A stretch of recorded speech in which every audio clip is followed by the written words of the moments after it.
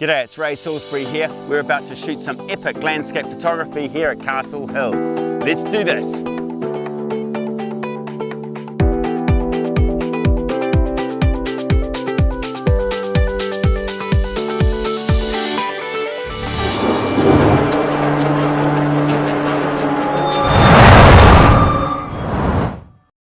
Right, I was here in the evening yesterday and quite poor visibility and light, but I scouted some awesome locations around the rocky tors of Castle Hill, and I think we've got some great compositions. It's a matter of revisiting them in the morning now when we hopefully have better light. Let's do this.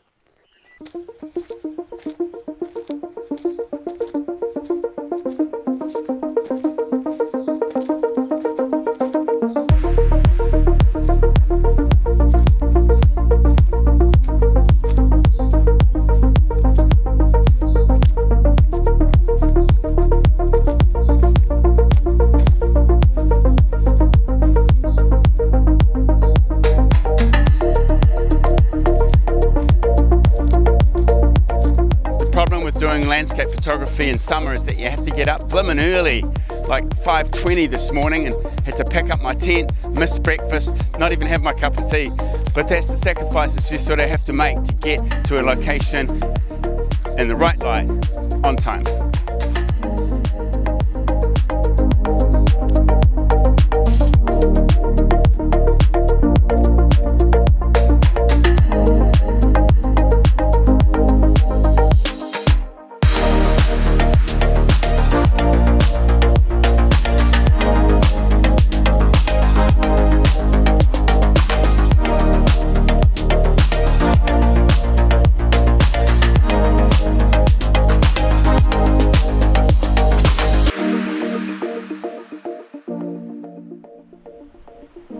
Hey, don't you love this limestone landscape?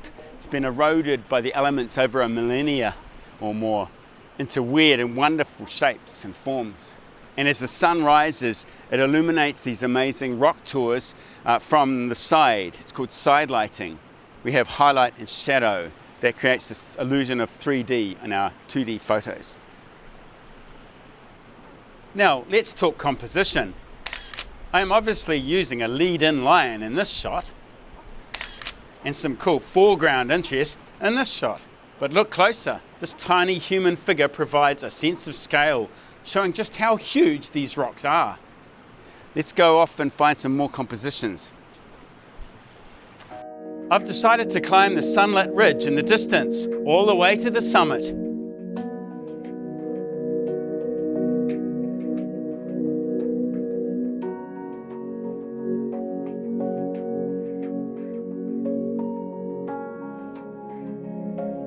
Good, I've found a suitable composition. Now I'm adjusting my polarizing filter, which makes the sky seem a bit more dramatic. Now I'll talk you through my camera settings. The shutter speed is 1/30th of a second, the aperture is f11, ISO is 100. No surprises there. Now I'm using a technique called focus stacking. Firstly, I focus on that rock stack in the distance to ensure it's pin sharp. Then I will focus on these foreground rocks. Later, I will fuse both images together.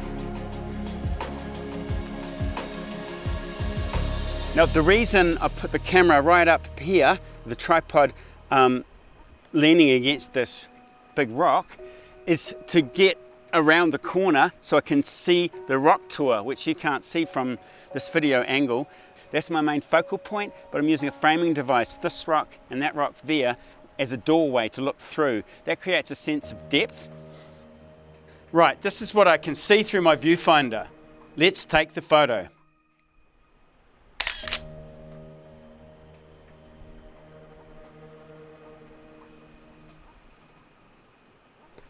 Right, now I'll show you on video what the shot would look like with the camera in this position, not way over here, just locked down on a tripod normally.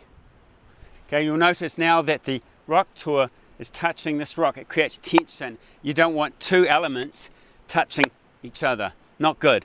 You want to separate it with one rock that rock, and the rock two in the middle. It's a rule of odds as well. Right, now this is what I can see through my viewfinder. Let's make the second photo. See how our focal point seems to blend in with the other rocks? Not good.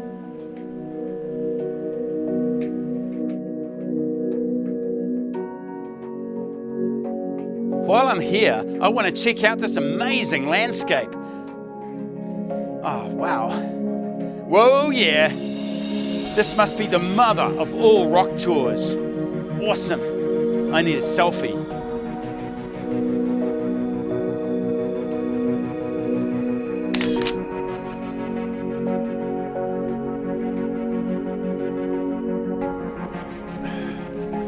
Hey, well, I think I'll call that a day and head on back down the hill. Hey, if you enjoyed this series on wild camping and want to improve your camera skills, why not subscribe to my channel? Don't forget your free ebook. Let's get out of here.